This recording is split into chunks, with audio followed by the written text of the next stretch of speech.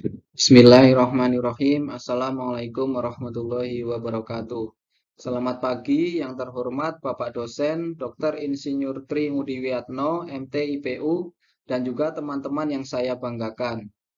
Pertama, marilah kita panjatkan puja dan puji syukur kehadirat Allah Subhanahu wa taala dan sholawat serta salam tak lupa tercurahkan kepada Nabi Muhammad SAW.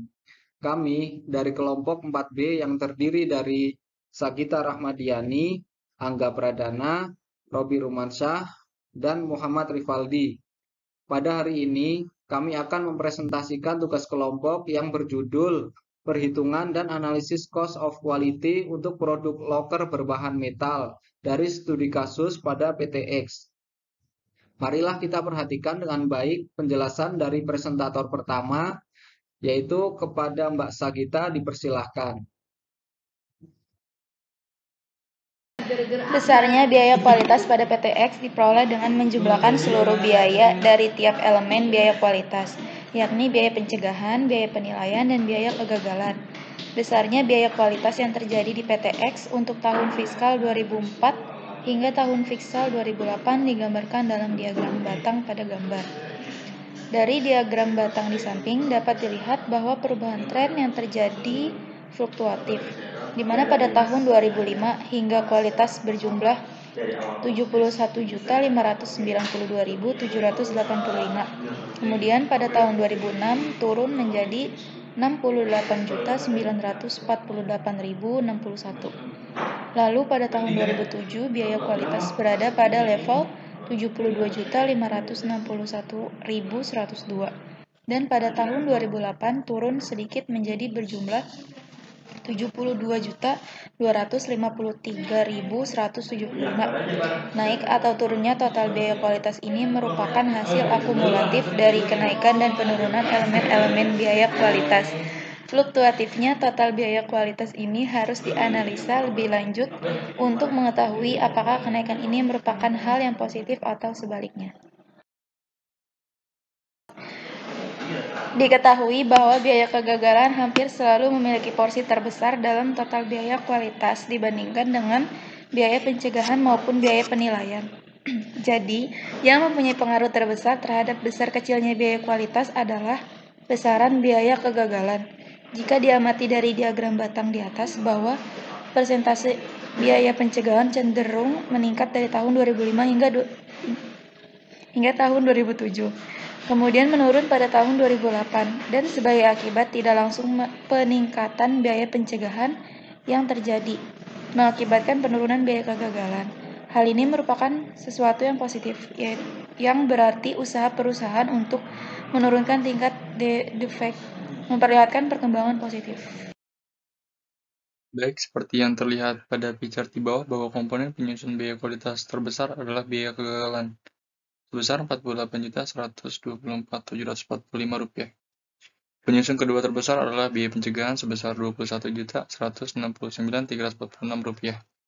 Dan komponen penyusun yang memiliki jumlah terkecil adalah biaya penilaian sejumlah Rp8.856.362. Komponen penyusun terbesar untuk biaya kegagalan adalah biaya rework.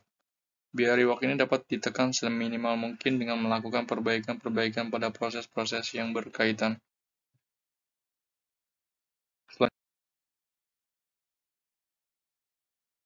Selanjutnya yaitu analisis terhadap penjualan. Proporsi biaya kualitas tentunya harus sinkron dengan total nilai penjualan. Nilai optimum presentasi biaya kualitas yaitu 15%. Jika melebihi angka tersebut dapat disimpulkan bahwa sistem tidak berjalan dengan baik. Sebagai contoh, perhitungan kondisi biaya kualitas terhadap penjualan yang baik. Pada gambar di bawah ini perbandingan total biaya kualitas dengan penjualan PTX untuk tahun fiskal 2005 sampai tahun 2008. Di sini jumlah produksi dan jumlah penjualannya dari tahun 2005 sampai 2008 kian terus meningkat. Sedangkan biaya kualitasnya dengan nilai yang relatif sama.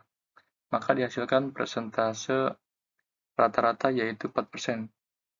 4% ini jauh dibanding 15%, maka dapat disimpulkan bahwa sistemnya sudah berjalan dengan sangat baik.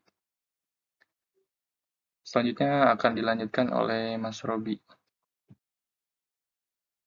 usulan perbaikan. Yang pertama, perlu adanya pengontrolan dan pengawasan yang lebih ketat lagi terhadap alat kerja, terutama yang digunakan untuk melakukan proses manufaktur, terutama alat semprot pada pengecatan manual, sehingga jumlah cacat yang terjadi dapat ditekan seminimal mungkin. Yang kedua, ada pengontrolan terhadap material cat sebagai salah satu bahan baku utama perlu lebih diperketat agar jumlah cacat yang berhubungan dengan proses pengecatan dapat ditekan seminimal mungkin. Hal ini dapat dilakukan dengan memperbesar jumlah sampel yang diambil sehingga jumlah testing sampel relatif lebih banyak dan kondisi cat yang sebenarnya dapat diketahui lebih pasti. Terus yang ketiga, jarak gantungan pada conveyor hendaknya diberi jarak yang lebih besar lagi, sehingga dapat terhindar dari benturan-benturan dengan komponen lain pada saat komponen-komponen tersebut tergantung pada conveyor. Yang keempat, untuk mengatasi kelelahan dan kejenuhan dari pekerja, sebaiknya diadakan rotasi pekerja setiap waktu tertentu.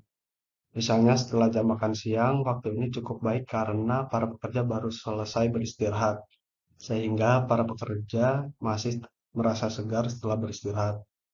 Yang kelima, dengan melakukan evaluasi, misalnya sebelum mulai kerja, para pekerja dikumpulkan di satu tempat dan kemudian selama 15 menit para pekerja mendiskusikan kesulitan-kesulitan yang dialami pada hari kerja sebelumnya dengan dipimpin oleh manajer pabrik atau kepala bagian quality control. Analisis penyebab cacat. Dari hasil analisis terhadap komposisi biaya kualitas, dapat dilihat bahwa biaya kegagalan memiliki proporsi terbesar, dan biaya penyusun terbesar dari biaya kegagalan adalah biaya rework yang diakibatkan oleh perbaikan barang cacat. Karena itu, cacat-cacat tersebut akan dianalisis penyebabnya. Setelah melakukan pengamatan langsung, penyebab terjadinya cacat dapat diringkas sebagai berikut.